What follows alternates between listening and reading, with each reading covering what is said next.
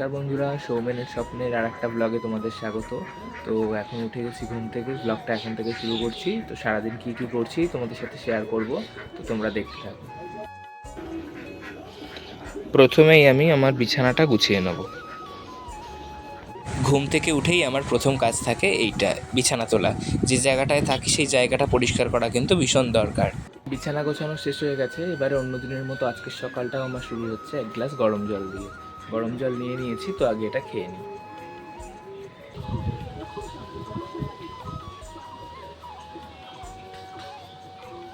বিছানা গোছানোর পর আমি বসে গেছিলাম একটু পড়তে, আর পড়তে পড়তে হঠাৎ দেখি বাবা নিয়ে এসছে একটা আম। এই দেখো কত বড় আমটা! এত বড় আম আমি তো কোনোদিনও দেখিনি। আর এটার ওজনটা বেশ অনেক, গাছে কিভাবে ছিল এই জানে। আর এই দেখো পুরো আমার হাতের তালুটাকে ঢেকে নিয়েছে। তো এই আমটা আজকে কাটবো, কেটে দেখবো যে মিষ্টি নাকি টক, আর তোমাদের সাথেও সেটা শেয়ার করবো। তো তোমরা দেখতে থাকো আজকের ব্লগটা। এবার বসে যাবো সকালের খাবার খেতে, আর আজকে শনিবার, নিরামিষ। তো চলো তোমাদের সাথে শেয়ার করি যে আজকে কি কি রান্না হয়েছে। তো চলো, দেখো এখানে আছে গরম গরম সাদা ভাত। শনিবার বলেই কিন্তু মেনুর কমতি নেই। এখানে আছে ডালের বড়া, শুকনো বড়া। আর এখানে আছে ডালের বড়ার তরকারি, ঝোল আর আলু দিয়ে। এদিকে আছে লেবু আর শসা। লেবু খেতে আমার খুব ভালো লাগে। এখানে আছে আমের চাটনি, যেটা গরমকালে তো হবেই রোজ। আর সাথে আছে ব্যাট পাঁপড় ভাজা। এই হলো আজকে আমাদের শনিবারের মেনু। তো চলো আমি এখন খেয়ে নিই, তারপর আবার তোমাদের সাথে কথা বলতে আসছি। এখন আমার ভাতটা বেড়ে নিই।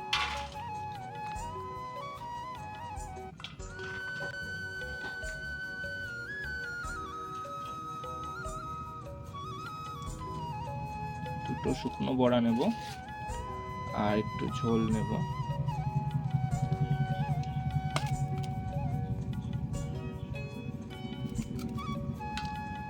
একটু আলু নেব।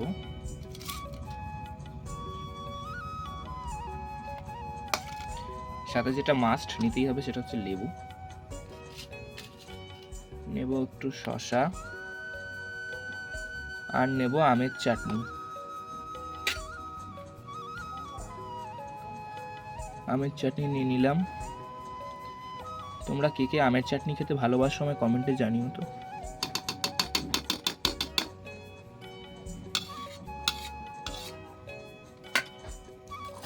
আর নিয়ে নেব পাঁপড় ভাজা। মনে হচ্ছে না কোনো হোটেলে বা কোনো রেস্তোরাঁয় থালি সাজিয়ে দিয়েছে। আমি এরকম সাজিয়ে খেতে খুব ভালোবাসি, তাই আমি যখন খাই আমার থালাটা আমি এমন সাজিয়ে নিই। বেলা বেশ হয়ে গেছে, এবার চলে যাব লক্ষ্মী আর নন্দীকে খাবার দেওয়ার জন্য। তো চলে এসেছি ওদের খাবার দিতে, চলো ওদের খাবার দিয়ে দেওয়া যাক।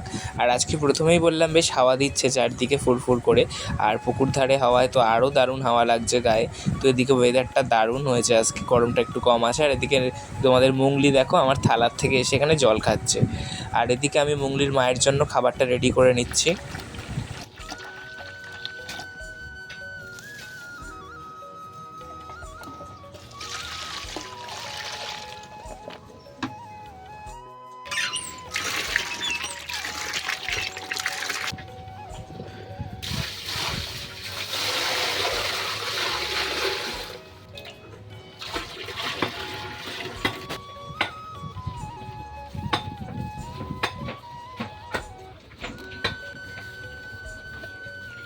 ওদের খেতে দিয়ে দিয়েছি, আর এদিকে দেখি হঠাৎ করেই চলে এসছে কারেন্টের বিল। তো বিলটা ঘরে রাখলাম, আর এখন এই আমটা কাটা হবে। দেখো তবে গাটা বেশ একটু হলুদ হলুদ মনে হচ্ছে, যেন কাঁচা কাঁচা।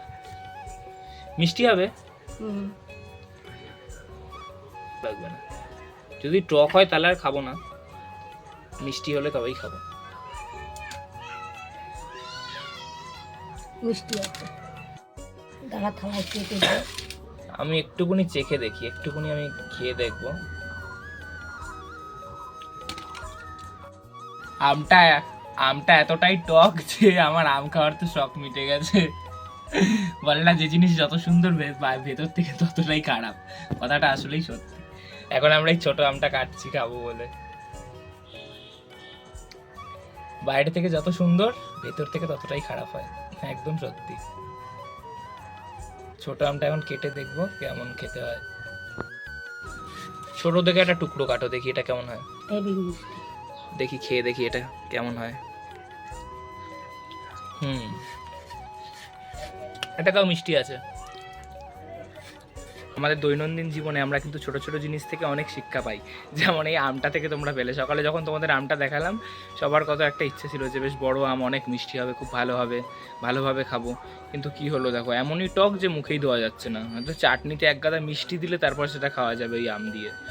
তো তারপর একটা ছোট আম কাটা হলো, সেটাই বেতাও একটু স্বাদ ছিল। তাহলে প্রত্যেকটা মুহূর্তে মুহূর্তে আমরা শিক্ষা পাই কত জীবনের, দেখো এই ছোটো ছোটো জিনিসগুলো দিয়ে। শুধু শিক্ষাটা নিতে হবে। তো এবার চলে যাব লক্ষ্মী আর নন্দীকে স্নান করাতে।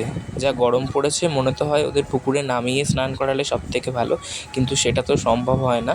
সেই জন্য ওদেরকে এখন গোয়ালের মধ্যেই করাই। আর ওই দেখো আমাদের জাম গাছটা কত বড় হয়ে গেছে, মনে তো হচ্ছে পরের বছরেই ফল দেবে। আর এই যে ওদেরকে স্নান করানো এবার শুরু করব। তো করে ফেলেছি আগে, জানো তো ওদেরকে, ওরা যখন আর একটু ছোটো ছিল ওদেরকে আমাদের যেহেতু বাড়ির পাশেই পুকুর, পুকুরের পাশের ওই গাছগুলোয় বেঁধে আমি পুকুর থেকে জল তুলে তুলে স্নান করাতাম। কিন্তু এখন এরা যা বড় হয়ে গেছে, এখন আমি যদি দড়ি খুলি আরও বাইরে বের করা হয় না তেমন, এমন লাফায় আর দৌড়ে সারা পাড়া ঘোরে, তখন আর সামলাতে পারি না আমি। তো সেই জন্য এখন আর বাইরে বের করি না, এই গোয়ালের মধ্যেই জল টেনে টেনে স্নান করাতে হয়। তোমরা আমার ভিডিওগুলোতে ভালোবাসা দিতে থাকো, যাতে আমি খুব তাড়াতাড়ি একটা মোটর বসিয়ে নিতে পারি ওদেরকে স্নান করানোর জন্য। তো দেখো এদিকে মাথায় জল দিয়ে দিচ্ছি আর খুব ভালোভাবে ওদের গা ডলে দিচ্ছি। একটা বস্তা আছে ছোটো আলুর বস্তা, ওটা দিয়ে কিন্তু আমি ওদের গা ডলে দিই যাতে বেশ আরাম পায়। দিয়ে তারপরে জল দিই, তাহলে ওদের গায়ের সব নোংরাগুলো পরিষ্কার হয়ে যায়, সাথে সাথে ওরা কিন্তু আরামও পায়।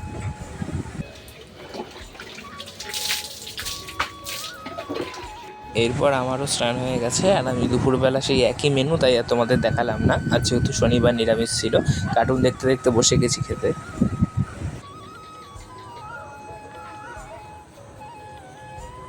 তো এখন বিকেল হয়ে গেছে, আর লক্ষ্মী নন্দী ওদের সকলকে খেতে দিয়ে এসেছি। সেটা আর এখন তুললাম না, সকালে যেহেতু একবার দেখিয়েছি ওদের খেতে দেওয়া, তো ওদের খেতে দেওয়া হয়ে গেছে। আর এখন সন্ধেও হয়ে গেছে, বাইরে বেশ হাওয়াও দিচ্ছে ফুরফুরে। আজকের ভ্লগটা এখানেই শেষ করছি। সৌমেনের স্বপ্নের আর একটা নতুন ভ্লগে তোমাদের সাথে দেখা হবে আগামীকাল। আজকের মতো এখানেই শেষ করলাম। ধন্যবাদ।